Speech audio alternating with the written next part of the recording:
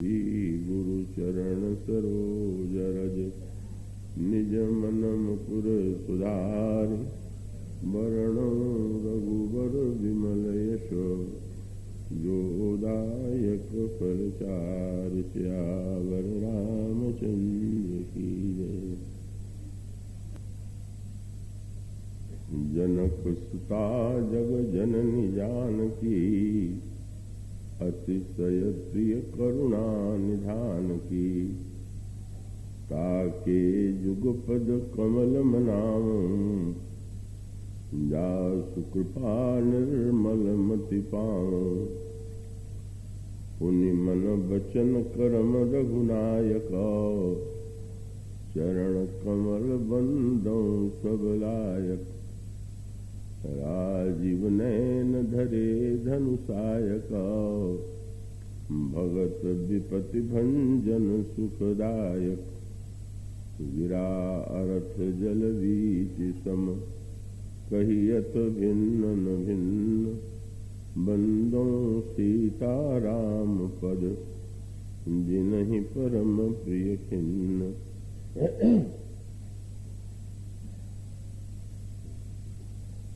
प्रभु श्री रामभद्र और करुणामयी वात्सल्यमयी जगज्जननी सीता जी के कृपा से पुनः इस वर्ष यह अवसर मिला है कि जब संगीत कला मंदिर ट्रस्ट संगीत कला मंदिर के तत्वावधान में भगवत चरित्र की चर्चा का सुयोग बना। अभी श्री मंत्री जी ने स्मरण दिलाया यह 35वां वर्ष है। मैंने तो वर्ष गिनना ही बंद कर दिया है और इस दृष्टि से कि बार बार दोहराने पर कहीं नजर न लग जाए, ऐसा हम लोगों के यहाँ एक धारणा रहती है। पर यह तो प्रभु की बड़ी महती अनुकंपा है कि उन्होंने यह धन्यता हम सभी लोगों को प्रदान की और आप सब लोगों की जो उपस्थिति है, आपकी श्रद्धा, आपकी भावना,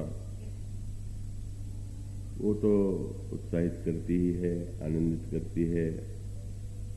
और इस संस्था के जो मूल स्थापक हैं हमारे श्री बसंत कुमार जी बिरला, सौजन्यमयी डॉक्टर श्रीमती सरला बिरला, एक विशेषण जुड़ गया है तो बड़ी प्रसन्नता। तो वो दोनों यहाँ उपस्थित हैं, तो वो रहते हैं तो और भी अच्छा लगता है। तो आइए यह जो प्रभु के द्वारा एक सुयोग मिला है उसका हम लोग अधिक से अधिक सदुपयोग करें।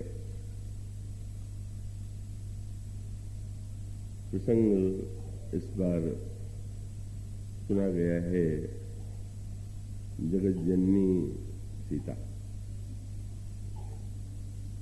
अभी आपके सामने जो चौपाइयां पढ़ी गई हैं वह उस प्रसंग की है जहां पर गोस्वामी जी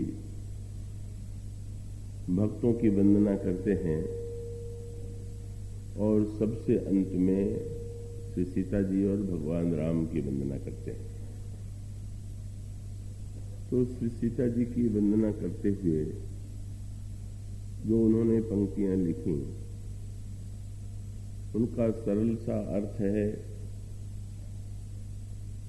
जो महाराज श्री जनक की पुत्री है, जगत जननी है और करुणा निधान श्री राम की अतिशय प्रिया है, उन श्री सीता जी के चरण कमलों की मैं वंदना करता हूं। जिनकी कृपा से निर्मल बुद्धि प्राप्त होती है। और उसके पश्चात भगवान श्री राम की वंदना करते हुए वे कहते हैं कि मैं मन वचन कर्म से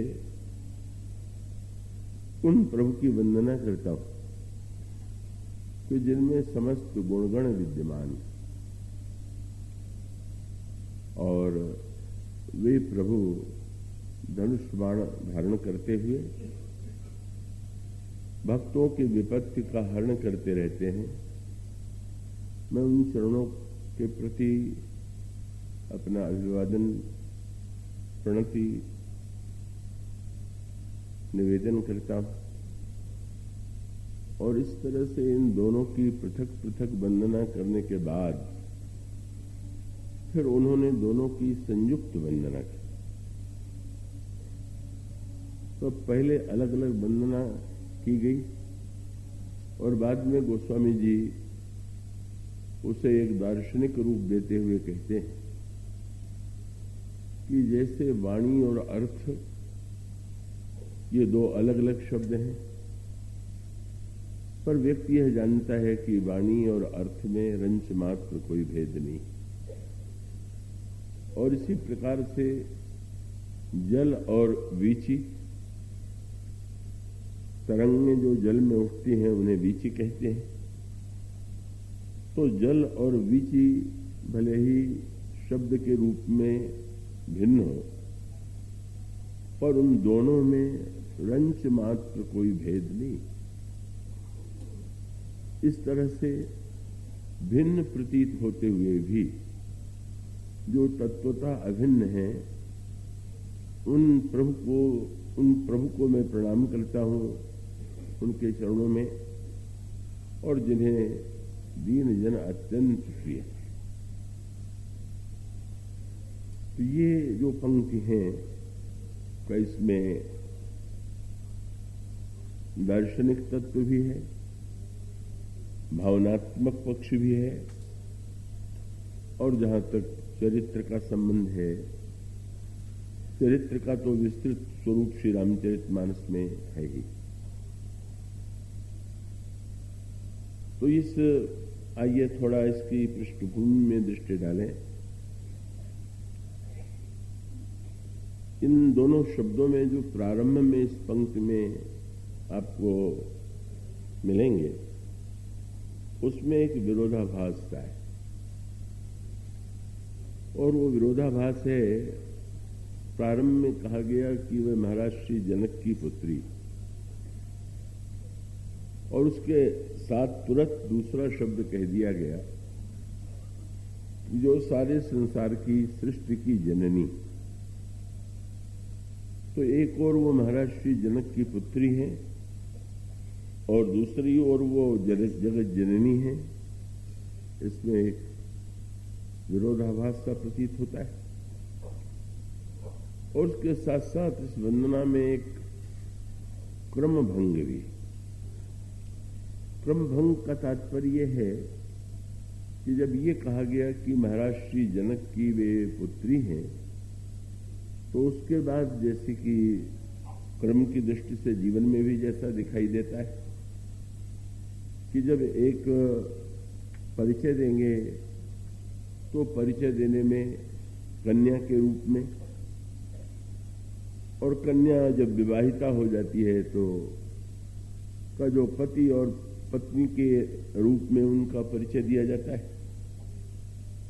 और जब पुत्र उत्पन्न हो जाते हैं तो पुत्र की मां कह करके, पुत्र का नाम लेकर के उनकी मां कह करके वंदना की जाती है, परिचय दिया जाता है। गोस्वामी जी ने पार्वती जी की वंदना में इसी क्रम का निर्वाह किया। उन्होंने कहा, जय जय गिरिवर राज किशोरी। आप महाराज हिमांचल की पुत्री हैं। और उसके साथ साथ दूसरा वाक्य यही है, जय महेश मुख चंद्र चकोरी। आप भगवान शंकर के मुख चंद्र की चकोरी हैं। और फिर अगला है, जय गज बदन खड़ानन माता। आप गणेश और स्वामी कार्तिक की माता हैं।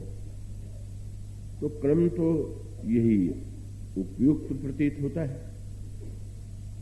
पर जब गोस्वामी जी ने वंदना की तो क्रम उलट दिया। उन्होंने कहा जो महाराज श्री जनक की पुत्री है, संसार की जननी है और जो अतिशय है प्रिया श्री करुणा निधान की, उनकी मैं वंदना करता हूं। तो ये जो एक परिचय के क्रम में परिवर्तन है और उसके साथ साथ गोस्वामी जी ने जो उसका एक सांकेतिक दार्शनिक तत्व प्रस्तुत किया, आइए उसकी पृष्ठभूमि पर पहले दृष्टि डाल लें। अभी मंत्री जी ने जब श्री राम के विशेषणों का वर्णन किया तो सचमुच भगवान श्री राम के गुणगणों के लिए तो जितने भी विशेषण दिए जाएं वो थोड़े। और ठीक इसी प्रकार से जगत जननी सीता वे प्रभु से अभिन्न है और उनके लिए भी अनगिनत विशेषणों का प्रयोग किया जा सकता है, किया गया। किंतु गोस्वामी जी का जब इस प्रसंग को, ये जो पंक्तियां आप अभी आपने वंदना के रूप में सुनी, तो उसके बाद उनका परिचय मिलता है बालकांड में महाराज श्री जनक की पुत्री के रूप में। पर इसके पृष्ठभूमि में एक कथा और है जो आपने पढ़ी होगी। मैं आशा करता हूं कि आप पूरी तरह से एकाग्र रहेंगे। और वो पृष्ठभूमि यह है कि महाराज मनु और उनकी पतिव्रता पत्नी शतरूपा, जब महाराज श्री मनु वृद्ध होते हैं तो उन्हें ऐसा लगता है कि भले ही मैंने जीवन में धर्म का पालन किया हो, कर्तव्य कर्म का पालन किया हो, लेकिन अभी जीवन का जो चरम लक्ष्य है वो मैंने नहीं पाया। और तब उनके अंतःकरण में प्रभु के दर्शन की उत्कंठा उत्पन्न होती है। राज्य वे पुत्र को दे देते हैं और शतरूपा जी के साथ वे तपस्या और साधना के लिए नैमिषारण्य जाते हैं। नैमिषारण्य में उन्होंने गोमती नदी में स्नान किया, मुनियों के आश्रमों में रह करके पुराण श्रवण कथा श्रवण किया और उसके पश्चात उन्होंने दीक्षा लेकर के मंत्र जप प्रारंभ किया और उनकी साधना निरंतर अग्रसर होती गई। वो उनकी जो तपस्या थी वो अत्यंत ऐसी कठिन कि जिसको पढ़ करके ही व्यक्ति आतंकित हो जाए। पहले वो अन्न का परित्याग करके कन्न मूल फल लेते हैं, फिर कन्न मूल फल का भी परित्याग करके केवल जल लेते हैं, फिर जल के पश्चात जल को छोड़ करके वायु लेते हैं, फिर वायु का भी परित्याग कर देते हैं। और इस तरह से एक प्रगाढ़तम तपस्या के पश्चात का उनको इस अंतराल में दर्शन देने के लिए ब्रह्मा भी आए, भगवान विष्णु भी आए, भगवान शंकर भी आए, पर उन्होंने नम्रतापूर्वक का उन्हें अस्वीकार कर दिया। वे लौट गए और तब एक ऐसी स्थिति आती है कि जब एक आकाशवाणी उन्हें सुनाई पड़ी, एक स्वर उन्हें सुनाई पड़ा और वह स्वर यह था कि राजन, तुम्हारी क्या इच्छा है, तुम क्या चाहते हो, तुम उसे प्रकट करो। और तब मनु ने भगवान उस जो स्वर था उससे सुन करके ये कहा कि मैं उस स्वरूप का दर्शन करना चाहता हूं कि जिसका वर्णन निर्गुण निराकार के रूप में भी किया गया है सगुण साकार के रूप में भी किया गया है। भगवान शंकर जिसका चिंतन और स्मरण करते हैं, भुसुंडी जी जिनके भक्त हैं, जो मुनियों के द्वारा वन्य हैं, और इस आकांक्षा के पश्चात जब ये प्रार्थना उन्होंने की तो उनके समक्ष दो रूप प्रकट हुए। एक तो थे भगवान श्री राम,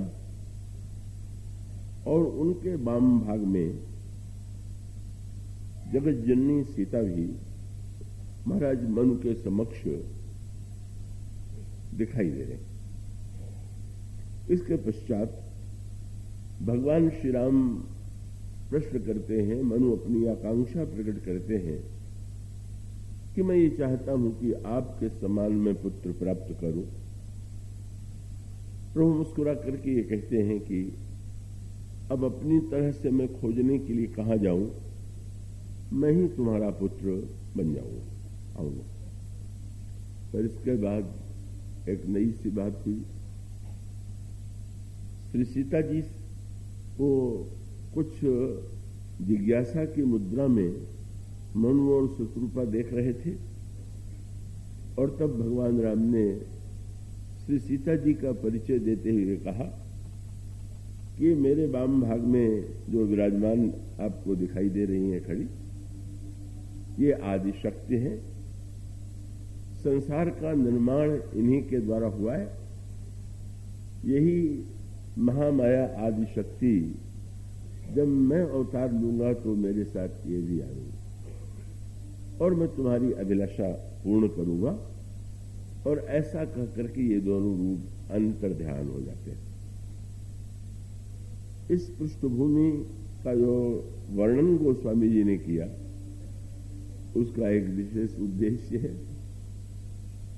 जब हम कहते हैं कि वे जनक सुता है तो ऐसा लगने लगता है कि जैसे जब महाराज श्री जनक के यहां उनका प्राकट्य हुआ तो उस रूप में श्री सीता जी को हम देखने या जानने के अभ्यस्त हैं। पर इस कथा में ये जो भगवान के द्वारा श्री सीता जी का परिचय दिया गया, वो परिचय तो सर्वथा भिन्न है।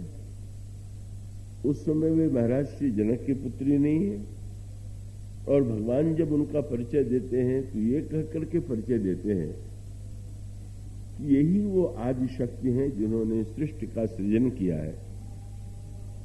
और यद्यपि तुमने इन्हें निमंत्रित तो नहीं किया, तुमने मुझसे तो ये कहा कि मैं चाहता हूं कि आपके समान पुत्र हो, पर मैं तुम्हें एक विशेष बात बताना चाहता हूं कि जब मैं अवतरित होऊंगा तो यह मेरी माया भी अवतरित होगी। अब इसको अगर विनोद के संदर्भ में देखें तो एक विनोद भी है, और तात्विक दृष्टि से देखें तो उसमें तत्व ज्ञान भी है। विनोद की दृष्टि से तो तात्पर्य यह है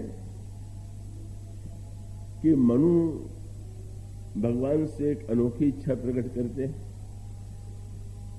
वे ये कहने का साहस तो नहीं बटोर पाए कि वे कहें कि आप मेरे पुत्र बनिए, पर बड़े संकोच से उन्होंने यही कहा कि चाहो तो मैं समान, मैं तो आपके समान पुत्र चाहता हूं। और प्रभु ने भी उतना ही मीठा उत्तर दिया, हाँ हाँ, आप मुझे तो पुत्र नहीं बनाना चाहते, पर आपने तो इतना कठिन काम सौंप दिया है कि मैं अपने समान पहले तो ढूंढूं और ढूंढने के बाद उसे पुत्र बनने के लिए प्रेरित करूं।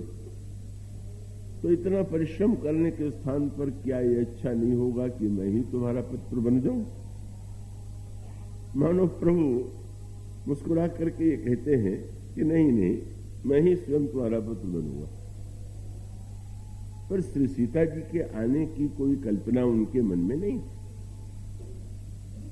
और प्रभु ने बिना निमंत्रण के ही, बिना उनकी प्रार्थना से, सीता जी से तो कोई प्रार्थना मनु ने नहीं की थी, उनसे अवतार लेने के लिए कहा भी नहीं था, पर प्रभु ने कहा कि ये भी आवेंगी, ये आदिशक्ति महामाया मेरे साथ अवतरित होंगी।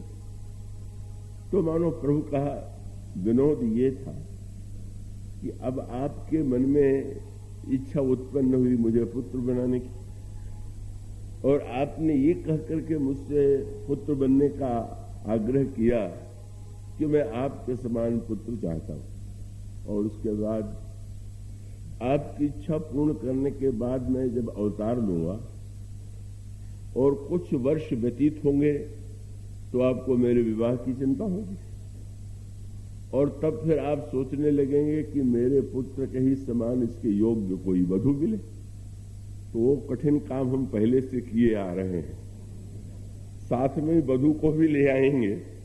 आपको इसके लिए कोई कठिनाई, कोई प्रयत्न नहीं करना होगा, और आपकी इच्छा पूर्ण होगी। मैं आऊंगा, मेरे साथ ये भी आवेंगी, और आपकी अभिलाषा इसके द्वारा दोनों की अभिलाषा पूरी होगी। पर इसके पीछे अगर दार्शनिक दृष्टि से विचार करके देखें तो उसके प्रारंभ में इस पर दृष्टि डालना आवश्यक है, और वो ये है कि मनु मानव जाति के आदि पुरुष, जिनके लिए कहा जाता है कि सारी सृष्टि का निर्माण जन्म जिनके द्वारा हुआ। रामायण में यही शब्द है, स्वयंभू मनु अरु सतरूपा जिनते भई नर सृष्टि अनूपा। ये हम सब लोगों के लिए जो शब्द है वो है मनुष्य। तो ये मनुष्य का जन्म कैसे हुआ, मानव जाति का जन्म कैसे हुआ? तो पुराण कहते हैं कि महाराज मनु ही वह आदि पुरुष हैं जिनसे ये इस महान मानव सृष्टि का निर्माण हुआ। लेकिन बड़े महत्व का सूत्र ये है कि संसार ने मनु की वंदना, मनु की पूजा मानव जाति के आदि पुरुष के रूप में की, उनके चरणों में नमन किया। किंतु मनु के अंतःकरण में जब इच्छा उत्पन्न हुई ईश्वर के दर्शन की, तो उसका तात्पर्य क्या? और उसका तात्पर्य यह है कि यूं भी संसार में यदि देखें, प्रत्यक्ष तो यही दिखाई देता है कि प्रत्येक व्यक्ति का जन्म माता के गर्भ से होता है, माता और पिता के माध्यम से सृष्टि होती है। पर प्रश्न यह अवश्य है कि क्या माता और पिता ही वस्तुतः उस पुत्र की सृष्टि के कारण है? क्या वे दावा कर सकते हैं कि ये पुत्र जो है उनके माध्यम से ही इसका जन्म हुआ? और तब उसका दूसरा पक्ष ये है, और बड़े महत्व का पक्ष है, कि जो दिखाई देता है सृजन करने वाला, दूसरे भले ही उसे सर्जक माने, पर स्वयं क्या वो अपने को सर्जक मान करके का उसे अभिमान पालना चाहिए? कोई व्यक्ति ये दावा करे कि मैंने कितने योग्य पुत्र को उत्पन्न किया है, मान लीजिए पुत्र बड़ा योग्य हो, पुत्र में अनेक विशेषता दिखाई दे, और कोई माता पिता ये कहें कि देखो तो मेरा कितना महानतम पुरुषार्थ है कि इतना योग्य पुत्र मैंने उत्पन्न कर दिया। तो वस्तुतः अगर कोई माता पिता सचमुच यह मान ले तो इससे बढ़कर के कोई अज्ञान नहीं होगा, क्योंकि योग्य के साथ साथ इतने अयोग्य भी पुत्र उत्पन्न हो जाते हैं। क्या तब भी कोई माता पिता कह सकता है कि मैंने ही इनको उत्पन्न किया है? योग्य पुत्र के उत्पत्ति के मूल में तो व्यक्ति अपना नाम ले सकता है, पर पुत्र अयोग्य हो जाए तो क्या करेगा? उसका अर्थ ये है कि दूसरे क्या कहते हैं वो कहने दीजिए, व्यवहार में कहा भी जाना चाहिए, लेकिन एक बड़ा मधुर एक दार्शनिक पक्ष प्रस्तुत किया गोस्वामी जी ने, ये भी कि जब भगवान और शंकर का विवाह हुआ, भगवान शंकर और पार्वती जी का, तो मुनियों ने भगवान शंकर को आदेश दिया कि अब प्रत्येक मंगल कार्य का प्रारंभ तो गणेश जी की पूजा से होता है, तो आप गणेश जी का पूजन कीजिए। अब बड़ी अनोखी बात, गणेश जी पार्वती जी के पुत्र हैं, भगवान शंकर उनके पिता। अभी विवाह हुआ नहीं और विवाह के मंडप में मुनियों के द्वारा आज्ञा दी गई कि आप गणेश की पूजा कीजिए। और भगवान शंकर ने बड़ी प्रसन्नता से गणेश जी का पूजन किया, ऐसा गोस्वामी जी ने लिखा। बड़ी अटपटी सी बात है, पर गोस्वामी जी ने वहां पर एक दोहा लिखा, बोले मुनि अनुशासन गणपति हूं पूजे शंभु भगवान। महाराज ये कैसी उलटबासी है, ये कैसी पहेली है।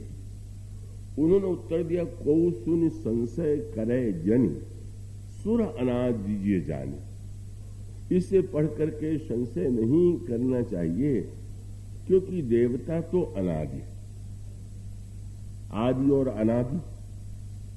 अगर इन दोनों पहलुओं को कोई व्यक्ति ठीक ठीक समझ ले तो बहुत कुछ का इसका अभिप्राय कि जब भी हम व्यवहार करेंगे तो कहीं न कहीं से आदि को स्वीकार करना हो।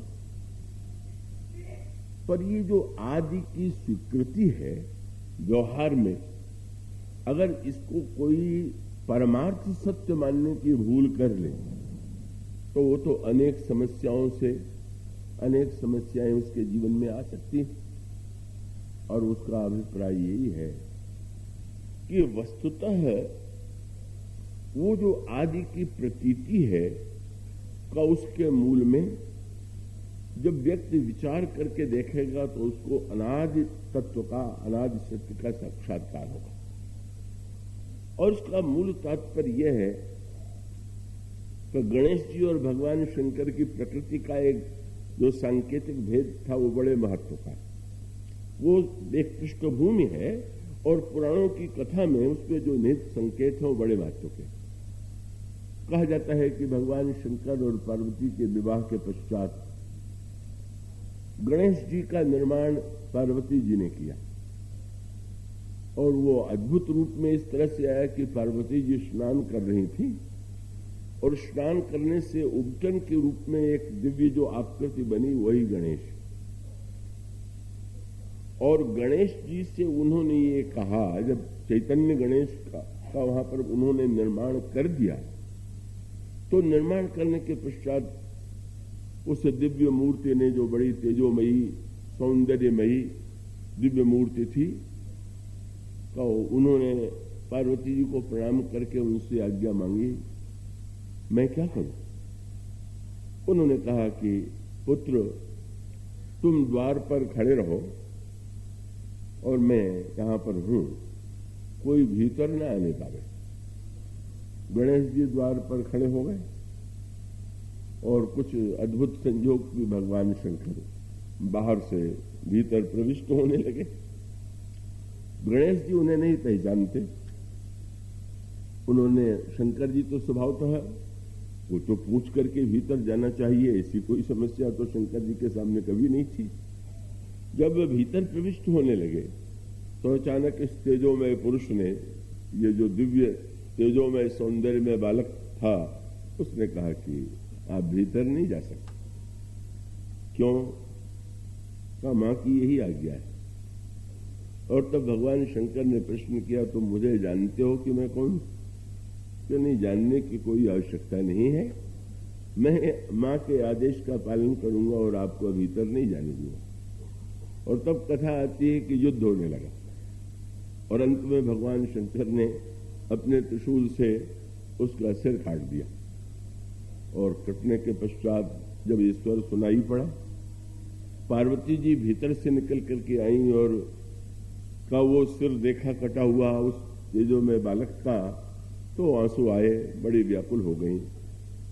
और तब भगवान शंकर ने कहा, नहीं नहीं, आप चिंता न कीजिए, मैं आपके पुत्र को पुनः जीवित करूंगा। समस्या ये है कि आपने जो पुत्र का निर्माण कर दिया, अकेले कर दिया। अब ये जो नया पुत्र होगा उसका सारा शरीर आपका दिया हुआ होगा, पर सिर मेरा दिया हुआ होगा। और तब शंकर जी ने भेजा गणों को और एक हाथी का सिर लाया गया। तो गणेश का जो पहला रूप था वो तो मानव आकृति, देव आकृति थी, और वो हाथी का सिर जोड़ दिया गया। और इस तरह से गणेश जी के प्रादुर्भाव की कथा पुराणों में आती है। तो आज तो हम जिन गणेश जी की पूजा करते हैं वो गणेश नहीं है जिनका पार्वती जी ने निर्माण किया था। हम तो उन्हीं गणेश की पूजा करते हैं कि जिनका शिव और पार्वती दोनों के द्वारा निर्माण हुआ, दोनों के द्वारा जिनका सृजन हुआ। जिनका सिर जो है वो शंकर जी का दिया हुआ है और जिनका शरीर जो है वो पार्वती जी का दिया हुआ है। और वो गणेश जो है वो प्रत्येक कार्य में उनकी पूजा करनी चाहिए। कहा जाता है ये विघ्नेश्वर है, अगर उनकी पूजा के बिना कोई कार्य किया जाए तो उसमें विघ्न आता है। तो गणेश जी की पूजा तो बड़ी व्यापक है, बड़ी अद्भुत अद्भुत उनकी मूर्तियां हैं। पर एक विलक्षण सत्य की ओर आपने ध्यान दिया, शंकर जी और गणेश पिता पुत्र हैं, किंतु पुत्र के रूप में गणेश जी प्रारंभ में लड़ ही पड़े, उन्होंने युद्ध ही किया। और दूसरी ओर शंकर जी हैं। जब मुनियों ने ये कहा कि आप गणेश जी का पूजन कीजिए, तो शंकर जी कह सकते थे कि क्या पिता भी पुत्र का पूजन करता है क्या? पुत्र हुआ कि नहीं हुआ है तो नहीं, पर पुत्र का पूजन पिता के माध्यम से।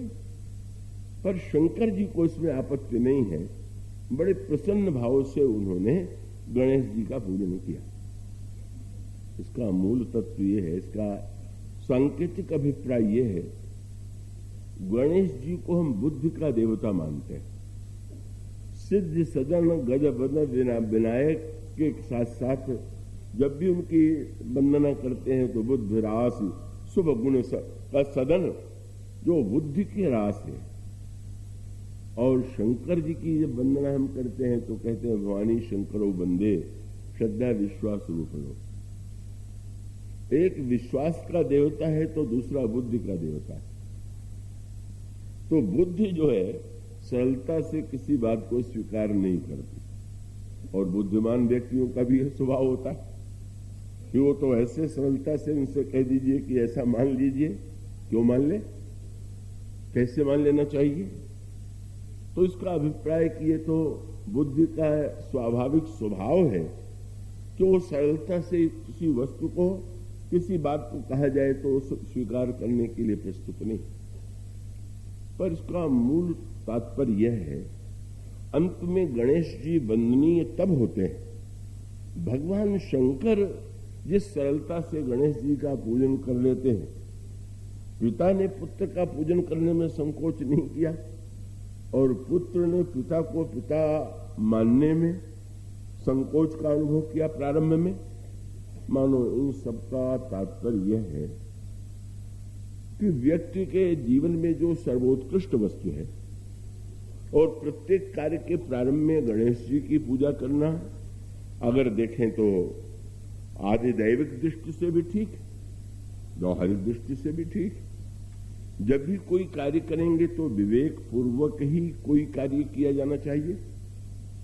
जिस कर्म के मूल में विवेक नहीं होगा, विवेकहीन जो कर्म होगा उसमें तो विघ्न बाधाएं आवेंगी। इसलिए अगर वे विवेक के देवता हैं तो भी वंद्य हैं, पूज्य हैं। भगवान शंकर के पार्वती के रूप में भी वंदनीय है, किंतु उसके साथ साथ विवेक का चरम फल क्या है? भगवान शंकर ने जब गणेश का सिर काट करके नया गणेश बनाया तो उसका अभिप्राय यह है कि बुद्धि के साथ एक समस्या है। श्री सीता जी के संदर्भ में भी जो वंदना की गई उसमें भी एक अनोखा सूत्र दिया गया, और वो सूत्र यही है कि मैं जगत जननी सीता जी के चरण कमलों की वंदना करता हूं, और वे जब प्रसन्न होती हैं श्री सीता जी तो क्या देती है? उन्होंने कहा, जासु कृपा निर्मल मति पामो। जब श्री सीता जी प्रसन्न होती हैं तो प्रसन्न होकर के व्यक्ति को निर्मल मति देती है। मति नहीं, बुद्धि प्राप्त होना का व्यवहारिक जीवन में का बुद्धि ही सर्वोत्कृष्ट वस्तु है। लेकिन श्री रामचरितमानस में कहा गया कि नहीं, बुद्धि में जितनी विशेषता है, बुद्धि के साथ समस्याएं भी कम नहीं। और सबसे बड़ी समस्या यही है कि वो भी आप देखेंगे कि जो शरीर की रचना है उसमें अन्य अंग प्रत्यंग जो है वो नीचे है और सिर ही सबसे ऊपर है, जो बुद्धि का केंद्र है। तो बुद्धि के साथ सबसे बड़ी समस्या है अभिमान। मैं सबसे ऊपर हूं, मुझसे अधिक कोई नहीं है। इसीलिए आप बड़ा विचित्र एक मानव स्वभाव देखेंगे।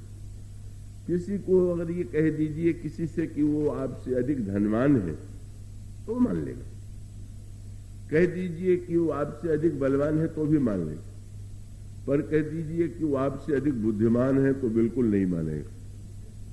और उसका अभिप्राय कि अन्य वस्तुओं में व्यक्ति को छोटा बनना स्वीकार है, पर बुद्धि के विषय में तो प्रत्येक व्यक्ति को यही लगता है कि बुद्धि तो जो कुछ है वो सब मेरे ही पास है। और उसका अभिप्राय है कि बुद्धि के साथ अभिमान की समस्या है। और ये बुद्धि जो है, इसीलिए इस बुद्धि को रामचरितमानस में कहा गया इसका शोधन होने की आवश्यकता है। और शोधन माने बोले केवल मत ही नहीं चाहिए, उस मत के साथ एक शब्द और एक अक्षर और जोड़ना चाहिए। और वो कौन सा है? और शब्द है, गोस्वामी जी ने जब रामचरितमानस की रचना किया तो रचना करते ही जब उन्होंने कहा कि मैं तो बुद्धि रहित हूं, कविता भी नहीं जानता, काव्य के गुणों को भी नहीं जानता, तो फिर किसी ने कहा कि फिर अब आज तो आप इतनी बड़ी रचना कर रहे हैं, ये कैसे कर रहे हैं? तो उन्होंने शब्द लिखा, वाक्य लिखा, शंभु प्रसाद सुमत ही हुलसी और रामचरित मानस कवि तुलसी। पहले उन्होंने कहा कवि न हूं, नहीं चतुर कहा हूं, मैं कवि नहीं हूं, पर अब कहते हैं ये कवि है तुलसी। कैसे? बोले आज मति मति नहीं रह गई, सुमति हो गई। तो ये मति के लिए ये आवश्यक है कि मति मति ही न रहे, सुमति बन जाए। इसलिए एक बहुत सुंदर आपने ध्यान दिया, एक शब्द कहा गया कुमति और सुमति। मत शब्द तो है पर उसके साथ साथ सु और कु जुड़ा हुआ है। और आपने ध्यान दिया ये मति के साथ जो सु अक्षर जुड़ा और मति के साथ जो कु अक्षर जुड़ा, सु और कु कहां से आ गया? बोले रामचरितमानस में एक शब्द कहा गया, कौन सुसंग बड़प्पन पावा। सुसंग जो है, जब हम संतों का संग करते हैं तो सुसंग का परिणाम होता है कि वो जो सु पहला अक्षर है जब हमारी बुद्धि के पहले जुड़ जाता है तो मति मति न रह करके सुमति हो जाती है। और ये कु कब हो जाती है? बोले बस कौन कुसंगति पाई न साई। अगर कुसंग का कु जुड़ गया तो कुमति हो गई और सुसंग का सु जुड़ गया तो सुमति हो गई। इसलिए रामचरितमानस में कहा गया कि मत के लिए परमावश्यक है कि हम सत्संग में जाकर के मत को सुमति बनावे।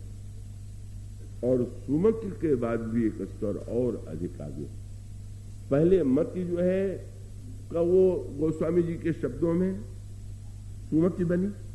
भगवान शिव जो हैं वो ईश्वर भी हैं और महानतम संतों में भी अग्रगण्य हैं। उनकी कृपा से मति सुमति हो जाती है। और सुमति के पश्चात भी जो और भी अंतरंग बुद्धि के परिशोधन की अपेक्षा है, उसकी भूमिका में गोस्वामी जी कहते हैं, जनक सुता जग जननी जानकी अतिशय प्रिय करुणा निधान की, ताके युग पद कमल मनाऊं, जासु कृपा निर्मल मति पाऊं। बस ये क्रम है। मति केवल यदि मति होगी तो इसके साथ इसमें चाहे जितनी विशेषता हो, पर अभिमान का दोष है, भ्रांति भी इसमें उदित होती है। बड़ी स्वाभाविक सी बात है कि जब किसी व्यक्ति को ये लगने लगे कि मेरी ही बुद्धि सबसे श्रेष्ठ है, तो स्वाभाविक है कि वो व्यक्ति, अगर उसके मस्तिष्क में कोई भ्रम भी आ जाए तो भ्रम को सत्य मान लेगा। यद्यपि मृषा तेहु काल सो भ्रमण सकई को उतारे। ऐसी स्थिति में जब हम भगवान शंकर की कृपा प्राप्त करते हैं तो हमारी मति जो है वो सुमति हो जाती है। और इसका सीधा सा तात्पर्य है, मैं आशा करता हूं कि 35 वर्ष से जो सत्संग कर रहे हैं वो गंभीरता से अधिक घबराएंगे नहीं, लेकिन उसको थोड़ा जटिल होते हुए भी समझने योग्य है। उसका अभिप्राय सबके सामने एक ही प्रश्न है कि बुद्धिमान व्यक्ति में अभिमान और अभिमान के नाते ही कर्तृत्व होता है। मैंने ये किया, मैंने ये किया, मैंने ये किया। जहां बुद्धिमान व्यक्ति के जीवन में कृति है, निर्माण तो बुद्धिमान व्यक्ति के द्वारा ही होगा, और बुद्धिमान व्यक्ति के द्वारा निर्माण होगा तो मैं इसका निर्माता हूं, ये बात वो मस्तिष्क में भी मान बैठता है और दूसरों के सामने भी बड़े गर्व से कहता है मैंने ये इसका निर्माण किया। और तब आवश्यकता है निर्माण हो बुद्धि के द्वारा, लेकिन कर्तृत्व का जो अभिमान है अगर ये कहीं आ गया तो सर्वनाश हुआ। और इसलिए बुद्धिमान व्यक्ति को ये चाहिए कि वो दूसरों के द्वारा, भले ही लोग ये कह करके वंदना करें, हम कहते हैं, आप कहते हैं कि तुलसीदास जी रामचरितमानस के रचयिता और इतना महानतम ग्रंथ उन्होंने उनकी रचना किया, लेकिन भगवान अगर तुलसीदास जी ये मान बैठे कि ये रचना मैंने की तो अनर्थ ही हो जाएगा। इसलिए वो कहते हैं कि जो रचयिता दिखाई दे रहा है वह रचयिता नहीं है। वस्तुतः रचयिता के जो रचना करने वाला दिखाई देता है उसके पीछे तो रचयिता दूसरा है। जहां पर जब हम अपनी रचना पर दृष्टि डालेंगे तो हमें अभिमान होगा, और जब हम अपने रचयिता को खोजेंगे, रचना मत देखिए, रचयिता को खोजिए। रामायण में अनेक प्रसंगों में इसी की ओर संकेत किया गया।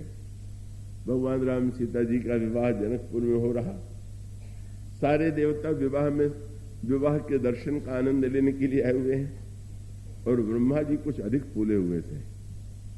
ब्रह्मा जी को वही गर्व, ब्रह्मा भी सृष्टि के रचयिता माने जाते। देखे ना, रचयिता पद के कई दावेदार। मनु भी सृष्टि के रचयिता हैं, ये कहा गया। ब्रह्मा भी सृष्टि के रचयिता हैं, तो ब्रह्मा कुछ अधिक उत्साहित प्रतीत हो रहे हैं। क्यों? उनको लग रहा है कि ये जो कार्य हो रहा है ये मेरी ही बनाई सृष्टि में तो हो रहा है। इस संसार को मैंने ही तो बनाया है, और संसार का एक भाग है भारत, और भारत का एक नगर है ये विजयनगर, जनकपुर, मिथिला, और यहां विवाह है। जिस समय वे जनकपुर में आते हैं कुछ चकित होकर के चारों ओर देखने लगे। वो स्वामी जी ने लिखा, जब देखा कि इस जनकपुर में तो एक भी वस्तु ऐसी नहीं है कि जिसके लिए मैं कह सकूं कि मैंने इसे बनाया। वो स्वामी ने लिखा, विधि भयऊ आश्चर्य विशेखी, बोले निज करनी कछु कतहु न देखी। भगवान शंकर वो तो सर्वत्र मति को सुमति देने वाले वही है। कब उन्होंने तुरंत ब्रह्मा की इस भ्रांति को समझ लिया। ब्रह्मा भी बुद्धि के ही स्वरूप है, गणेश जी भी बुद्धि के ही देवता है, और मानो प्रत्येक बुद्धिमान कभी न कभी इस चक्कर में पड़ ही जाता है। ब्रह्मा भी इससे अछूते नहीं रह गए। और तब शंकर जी मुस्कुराते हुए आए और बड़े ये नहीं ब्रह्मा जी को सीधे कहा कि आप क्या सोच रहे हैं। ब्रह्मा जहां देवताओं से घिरे हुए खड़े हैं, शंकर जी जो है मुस्कुराते हुए कहने लगे कि आप लोग कुछ बड़े चकित से दिखाई दे रहे हैं। ब्रह्मा की ओर संकेत था पर सबको सम्मिलित कर लिया और फिर भगवान शंकर ने समझाया। क्या? बोले शिव समुझाए देव सब जनि आचरज भुलाहु। क्यों? बोले हृदय विचारहु धीर धरी, ये शब्द जोड़ दिया। विचार कीजिए, हृदय में विचार कीजिए और धीरता पूर्वक विचार कीजिए। अब इन शब्दों की जितनी व्याख्या आप कर सकें। शिव समुझाए देव सब जनि आचरज भुलाहु, हृदय विचारहु धीर धरी, सिय रघुवीर विवाह। एक वाक्य कह दिया, ब्रह्मा समझ गए कि क्या कहा जा रहा है।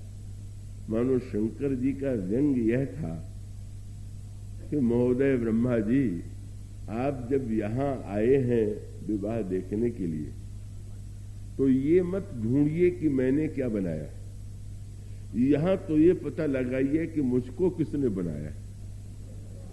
बस इतना ही तो खेल है। सिय रघुवीर विवाह माने बोले आप यहां आकर के ये ढूंढ रहे हैं कि मैंने क्या बनाया। अरे इस विवाह का आनंद ही ये है कि यहां ढूंढिए कि जिसने मुझको बनाया उनका विवाह हो रहा। और मानो इतने के द्वारा भगवान ब्रह्मा जो है समझ लेते हैं, ये तो अपनी अपनी बुद्धि की क्षमता है। अब रावण जैसा 10 सिर वाला हो तो कभी जीवन में भर भी न समझे। कितना भी बड़े से बड़े समझाने वाले आए तो कभी उसने नहीं समझना कोई स्वीकार किया। ब्रह्मा समझ लेते हैं कि अच्छा मेरा भ्रम। इसका अभिप्राय यह है कि हमारा कर्तव्य है कि हम स्वयं इस पर विचार करें। ये जो बुद्धि मिली है इसके द्वारा क्या करना है, कैसे करना है, ये तो महत्व है ही है। लेकिन ये जो दिखाई दे रहा है वो है कौन? वो हम, मैं कौन हूं? मैं इन वस्तुओं का निर्माण करता हूं, ये सब ठीक है, पर निर्माता जो प्रतीत हो रहा है सचमुच क्या मैं निर्माता हूं क्या? और इसीलिए मनु और शत्रुपा को श्रेय मिला और वो स्वयंभू मनु और शत्रुपा जिनते भय नर सृष्टि अनुपा। सबने कहा मनु जी आप मानव जाति के आदि पुरुष हैं, आपने मानव सृष्टि का निर्माण आपने किया, पर धन्य है मनु उन्होंने कर्तव्य कर्म का पालन किया। पर सोच लिया कि मुझे तो बहुत श्रेय मिल गया कि मैंने सृष्टि का निर्माण किया है, पर मेरा निर्माण किसने किया है जरा उसका भी तो पता लगाना। ये एक चरम उद्देश्य होना चाहिए। उसका अभिप्राय यह है कि व्यक्ति ईश्वर की दिशा में कब बढ़ेगा, क्योंकि जो संसार है वो दृश्य है, दिखाई दे रहा है, और जो दिखाई दे रहा है उसमें स्थूल व्यक्ति ही मुख्य है, पर इसके पीछे जो वस्तुतः है दूसरे श्रेय लिए ले रहे हैं, पर सब के अंत में कौन है?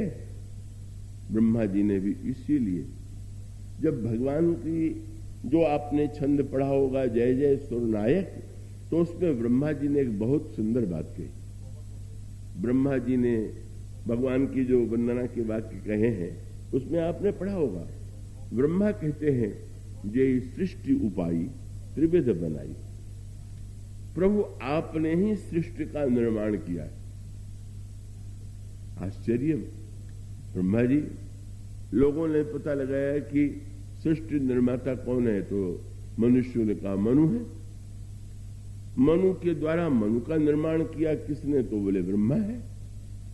पर ब्रह्मा ने कहा प्रभु लोग भले ही ये समझते हो कि मैंने सृष्टि का निर्माण किया, पर सृष्टि का निर्माण तो आपने ही किया।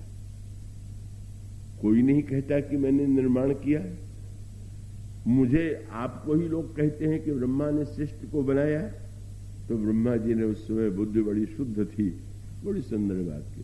बोले महाराज इसका कारण है, संसार वाले तो जब भी किसी बात को प्रामाणिक मानते हैं तो जब तक कोई गवाही न मिल जाए, साक्षी न मिल जाए, जहां वो कहे कि ये बात ठीक है या ये मैंने देखा, तो लोगों को लगता है कि पता नहीं सही है कि नहीं।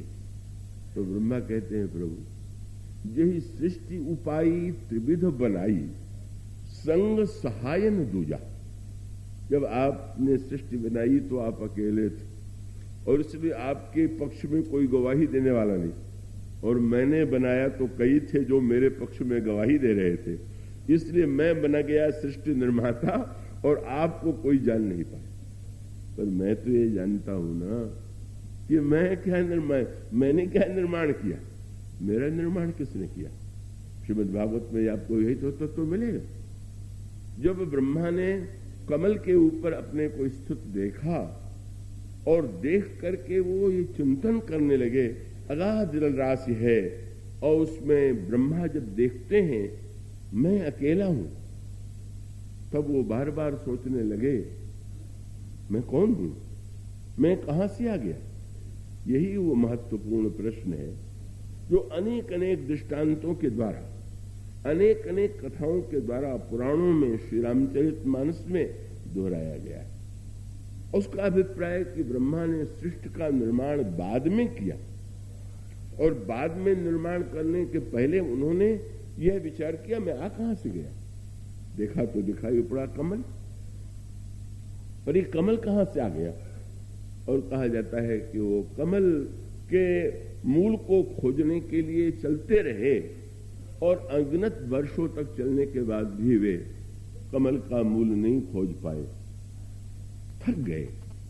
तब उनको अचानक एक आकाशवाणी सुनाई पड़ी, स्वर सुनाई पड़ा, तपस्या करो। और तब ब्रह्मा जी ने तपस्या किया, उनको उस स्वरूप का बोध हुआ जो उनके मूल में था, और उसके बाद उनको आदेश मिला कि तुम सृष्टि का निर्माण करो।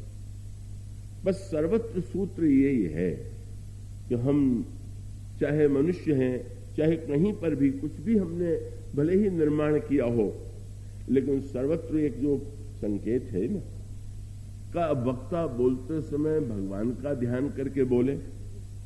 क्या अगर भगवान का ध्यान करके न बोले तो वो नहीं बोल पावेगा क्या। अरे बड़े बड़े ऐसे उद्भट वक्ता हैं कि भगवान का नाम क्या, भगवान का विरोध भी कर लेते, बड़ा प्रभावशाली भाषण दे लेते। उसमें तो कोई किसी के कोई वंदना करे आंख मूंद करके, इसकी तो कोई आवश्यकता नहीं। पर नहीं, इसका अभिप्राय ये है कि सर्वत्र मुख्य प्रश्न यह है कि हम अभिमान से मुक्त तो तभी होंगे जब इस सत्य का अनुभव कर लें कि जो कुछ प्रतीत हो रहा है, जो दिखाई दे रहा है, इस दिखाई देने के पीछे एक न दिखाई देने वाला तत्व है, और वो न दिखाई देने वाला तत्व को जब तक हम समझ नहीं लेंगे, जान नहीं लेंगे, तब तक सृष्टि का वास्तविक रहस्य ज्ञात नहीं होगा, और साथ साथ हमारे जीवन में अभिमान होगा, दोष होंगे, दुर्गुण होंगे। मानो मनु की जो अभिलाषा है, ब्रह्मा जिस सत्य को सृष्टि के संदर्भ में, जब मनु भी जाते हैं तो तपस्या करने के लिए, और तपस्या करने का भी मूल उद्देश्य था। सब कहते हैं मनु ने सृष्टि बनाई, पर मैं जानता हूं मैंने बनाई, पर मुझे बनाने वाला भी तो कोई होगा। और तब वे उसके अन्वेषण में गए। मानो अब उसको वेदांत की भाषा में कहें तो ये कहा गया कि ये वो विश्व जो है वो तो दृश्य है, और ब्रह्म जो है वो दृष्टा। दृष्टा माने देखने वाला, दृश्य माने जो दिखाई दे रहा है।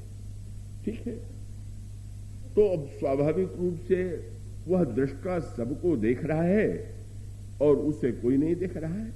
महर्षि वाल्मीकि भी जब वंदना करते हैं तो कहते हैं जग पेखन तुम देखन हारे। ये सृष्टि दृश्य है और आप दृष्टा है। जग पेखन तुम देखन हारे, विधि हरि शंभु न चावनि वारे, तेऊ न जान ही मरम तुम्हारा, तो और तुम्हें को जान निहारा। आप अदृश्य रह करके सबको देख रहे हैं, पर आपको कोई देख नहीं रहा है, आपका मर्म कोई जानने वाला नहीं है। इस सारे दुष्ट प्रपंच के पीछे बस ज्ञानियों ने इसको दूसरी पद्धति से कहा और भक्तों ने दूसरी पद्धति से। ज्ञानियों ने कहा जब तक हम दृश्य के भाग बने रहेंगे तब तक हम जीवन में अशांत भी रहेंगे, दुखी भी रहेंगे, समस्याओं से ग्रस्त भी रहेंगे। इसीलिए जब हम दृश्य के स्थान पर दृष्टा के रूप में अपने आप को ब्रह्म से अभिन्न के रूप में अनुभव कर लें। अभी श्रीकांत जी भी कुछ ऐसा वाक्य कह रहे थे वेदांत की मान्यता के संबंध में, पर उसका अभिप्राय यह है कि वो वेदांत ही मानता है कि सारा झगड़ा तो इसी बात को लेकर के है कि हम दृश्य के भाग बन गए, और जो दृश्य में है उसका अपना राग होता है, उसका अपना द्वेष होता है, उसकी अपनी मान्यताएं होती हैं, और जो दृष्टा है उसकी ओर से उदासीन है, जिसको कहा गया रामायण में या गीता में। भगवान कहते हैं समोहम सर्वभूतेषु न मैं द्वेष्योस्ति न प्रिया। भगवान कहते हैं मैं सम हूं, मेरा कोई न प्रिय है और न कोई अप्रिय है। यही मानो दृष्टा का शब्द में दृष्टा की दृष्टि है, और रामायण में भी यही है। बस ये जो यद्यपि सम नहीं राग न रोसु और गहई न पाप पुण्य गुण दोष। ज्ञानी कहते हैं कि अगर हम भी दृष्टा बन जाएं, उससे अभिन्न हो जाए, तो जैसे वो दृष्टा, सचमुच आप कल्पना कीजिए, एक परिवार में एक लड़का अगर बुरा हो जाए तो माता पिता को नींद नहीं आती, और इस विशाल सृष्टि में जितने बेटे हैं जैसे जैसे काम करते हैं ईश्वर को नींद पाती होगी क्या? एक से एक बढ़ करके विचित्र विचित्र उनकी क्या बात कही जाए। ईश्वर कैसे सुखी रह पाता होगा, कैसे आनंदित रह पाता होगा इन प्रकार इन व्यक्तियों के जो इनके कार्य हैं, अर्थ अनर्थ है, इसको देख करके। बोले भाई वो तो उदासीन हो गया, अपने स्वस्वरूप में स्थित हो गया, उसको इससे गहई न पाप पुण्य गुण दोषु, वो उससे मुक्त है। वेदांत ने कहा इसका सरल उपाय यही है, हम भी दृश्य से दृष्टा बन जाएं, अभिन्नता का अनुभव कर लें, हम भी उसी आनंद का अनुभव कर देंगे। भक्तों ने जरा इसको उलट दिया। भक्तों ने कहा दृष्टा बनना और दृष्टा बन करके अभिन्नता का बोध तो बड़ा कठिन है। सगुण साकार अवतारवाद का अर्थ क्या है कि भक्तों ने भगवान से कहा कि महाराज आप अभी तक तो दृष्टा रहे और हम लोग दृश्य रहे, तो ऐसा कृपा कीजिए कि आप दृश्य बन जाए और हम दृष्टा बन जाए। अवतारवाद माने क्या अर्थ हुआ? भगवान जब आवेंगे तो मानो भगवान दृश्य बन गए, अब दिखाई देंगे आंख से जब भक्त कहता है, बस मनु भी तो यही कहते, आकाशवाणी हुई, इसका अर्थ क्या हुआ? रूप पहले नहीं आया, ब्रह्मा आए तो रूप पहले आए, भगवान विष्णु आए तो रूप पहले आए, शंकर जी आए तो रूप पहले आया, और रूप ने पूछा कि क्या चाहते हो, पर उन्होंने नहीं मांगा। पर जब वो अंतिम दर्शन हुआ तो पहले रूप नहीं आया, पहले शब्द आया। मांग मांग वर भई नभ वाणी परम गंभीर कृपा मृत सानी, मृतक जियावनि गिरा सुहाई श्रवण रंध्र होई, उर जब आई तो हिष्ट पुष्ट तनु भये सुहाये, मानहु अबहि भवनते आए। और तब बोले मनु करि दंडवत प्रीतिन हृदय समात, सुनु सेवक सुर तरु सुरधेनु विधि हरिहर वंदित पदरेनु। उसके साथ साथ कहा जो स्वरूप बस स्यो मन माही, यही कारण मुनि जतन कराही, जो वसुंडि मन मानस हंसा, सगुण अगुण जही निगम प्रशंसा। भाई ये स्तुति होती चली जा रही है, तुम क्या चाहते हो? सूत्र वही, देख ही हम स्वरूप भर लोचन। हम देखना चाहते, जो अलग रह करके सृष्टि का निर्माण करके भी अदृश्य रहता है। देख ही हम स्वरूप भरि लोचन, कृपा करहु प्रणतारति मोचन। मेरी इच्छा, हमारी इच्छा पूर्ण करने के लिए आप जरा सामने आ जाइए, हमारी आंखों को धन्य बना दीजिए। बस गोस्वामी जी ने लिखा, भगत बचल प्रभु कृपा निधाना, विश्ववास प्रगटे भगवाना। नील सरोरुह नीलमणि, नील नीरधर श्याम, लाजत तन शोभान रखी, कोटि कोट शतकाम। शद मयंक बंधन छवि सेवा, चारु कपोल चिमुक दर ग्रीवा। बड़ा दिव्य दर्शन, मानो वह दृष्टा दृश्य बन गया। जब जगत पिता को पुत्र बनाया गया तो इसका अर्थ है कि ठीक है, आप जब दृश्य बनेंगे और तो सारा क्रम ही परिवर्तित हो गया, बदल गया। और जब भगवान प्रकट हो गए तो मानो मनु ने धन्य होकर के अनुभव कर लिया। और अनुभव करने के बाद जब उन्होंने देखा कि नहीं, एक रूप में नहीं, दो रूप में आए हुए हैं, और जब मनु ने कहा कि आप पुत्र बनिए, तो प्रभु ने मुस्कुरा के कहा, आप सृष्टि के रचयिता की खोज में है ना? तो रचयिता तो मैं भी नहीं हूं। बहुत बढ़िया बात यह है। प्रभु ने कहा रचयिता मैं बिल्कुल नहीं। तब कौन है? बोले आदि शक्ति, यही जगह उपजाया, सो अवतरी ही मोर यह माया। जिन्होंने सृष्टि का वस्तुतः निर्माण किया है, वो माया शक्ति भी मेरे साथ आनेंगी। और इस तरह से वो अनादि महाशक्ति जो है, जब वो दृश्य बन करके जगन माता से पुत्री बन करके आती हैं, तो हम लोगों के जीवन के लिए दिव्य रस देती हैं, दिव्य तत्व देती हैं। इसके बाद की चर्चा कल आज। बोलिए श्याम।